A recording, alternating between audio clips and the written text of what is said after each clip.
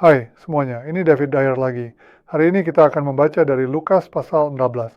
Saya akan membaca dari Lukas pasal 16 ayat 14 dan 15.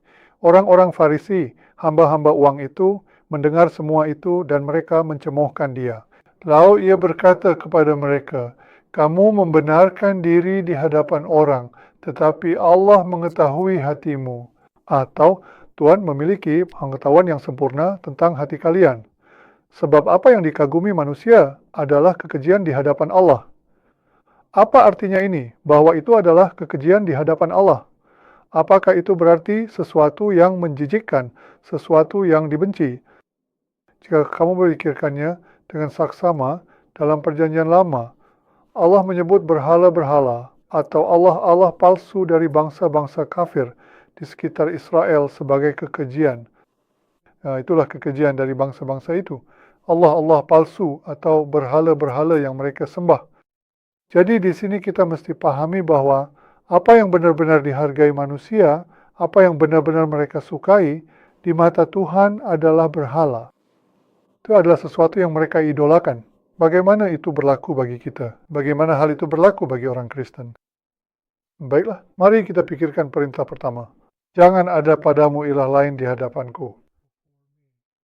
Apakah mungkin sebagai orang Kristen kita memiliki sesuatu yang kita cintai lebih dari Tuhan? Kita memiliki sesuatu yang menuntut dan menguasai waktu serta perhatian kita. Sesuatu yang mengisi hidup kita sedemikian rupa, sehingga kita sebenarnya tidak punya waktu untuk Tuhan. Hati kita terbagi. Ada hal-hal lain yang juga menarik perhatian kita selain Tuhan dan kerajaannya. Tuhan juga berkata tentang dirinya, Tuhan Allahmu adalah Allah yang cemburu. Apa artinya Tuhan itu cemburu? Artinya dia ingin hati kita sepenuhnya miliknya. Dia tidak ingin hal lain bersaing untuk waktu dan perhatian kita. Dia ingin menjadi pusat perhatian kita. Dia ingin menjadi segalanya bagi kita. Dalam perjanjian lama kita membaca, hai anak manusia, orang-orang ini menjunjung berhala-berhala mereka dalam hatinya. Wah, apakah itu mungkin? Ternyata memang mungkin. Memang mungkin untuk mencintai sesuatu yang lain lebih dari Tuhan. Dalam hal ini, ayat yang baru saja kita baca tentang orang-orang Farisi. Orang Farisi mencintai uang. Mereka adalah pecinta uang. Tetapi Tuhan memiliki pengetahuan yang sempurna tentang hati kita. Saya di sini bukan untuk mencoba meyakinkan kamu tentang apapun yang kamu lakukan yang tidak disukai Tuhan. Tuhanlah yang perlu meyakinkan kamu jika ada berhala di hati kamu, jika ada sesuatu yang kamu lakukan yang membuat hati kamu menjauh dari Tuhan. Tidak ada aturan di sini. Ini tidak sama untuk semua orang.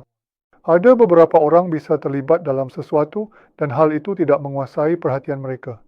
Orang lain terlibat dalam hal yang sama dan hati mereka terbawa olehnya. Saya mengenal seorang wanita, dia pandai bernyanyi dan bermain gitar, dan itu adalah caranya menarik perhatian orang lain kepada dirinya. Itu adalah caranya untuk membuat orang lain terkesan. Itu adalah cara dia mendapatkan perhatian yang dia inginkan melalui musiknya. Ketika dia bertemu Tuhan, Tuhan memintanya untuk melepaskan musik itu, untuk menyingkirkannya dan mengasihi dia. Itu adalah pergumulan seumur hidup antara dia dan Tuhan tentang apa yang akan menguasai hatinya. Menariknya, orang Kristen lain justru mendorongnya untuk memberontak. Oh, tidak apa-apa, kamu bisa bernyanyi di gereja. Kamu bisa bernyanyi untuk Tuhan. Tidak ada yang salah dengan bernyanyi. Tentu saja tidak ada yang salah dengan bernyanyi. Masalahnya adalah jika itu menjadi berhala bagimu, jika itu menguasai hatimu, jika itu mengambil tempat Tuhan dalam hidupmu. Apakah ada sesuatu di hatimu yang mengambil tempat Tuhan? Sesuatu yang sangat kamu inginkan, sesuatu yang kamu cintai, sesuatu yang sangat kamu hargai? Apakah ada sesuatu yang kamu lakukan yang benar-benar menguasai dirimu, yang menyita waktu dan perhatianmu, sehingga tidak menyisakan waktu untuk membaca Alkitab, mencari kehendak Tuhan, dan melayaninya? Aku bukanlah hakimnya, hanya Tuhan yang bisa menentukannya. Tetapi saudara-saudari, ini adalah hal yang penting. Dalam 1 Yohanes, Yohanes berkata, "Anak-anakku, waspadalah terhadap segala berhala. Jauhkan dirimu dari apapun yang membuat hatimu menjauh dari Tuhan." Kamu tahu, Tuhan tidak membutuhkan banyak dari kita. Dia tidak membutuhkan penampilan baik kita. Dia tidak membutuhkan kecerdasan kita. Dia tidak membutuhkan kemampuan kita. Dan dia tidak membutuhkan uang kita. Tetapi yang Tuhan inginkan adalah hati kita. Dia ingin hati kita sepenuhnya menjadi miliknya. Dan inilah pertanyaannya di sini. Berhala apa ada di dalam hatimu? Apa yang telah kamu tempatkan di posisi Tuhan? Apa yang mungkin sedang kamu sembah selain satu-satunya Tuhan yang benar? Hanya Dia yang bisa mengatakan. Tetapi ini adalah pertanyaan penting yang harus kita semua menjawab. Adakah sesuatu yang sedang menjauhkan hatimu dari Tuhan? Bertobatlah hari ini dan singkirkan itu. Biarkan dia menjadi cinta pertamamu dan satu-satunya.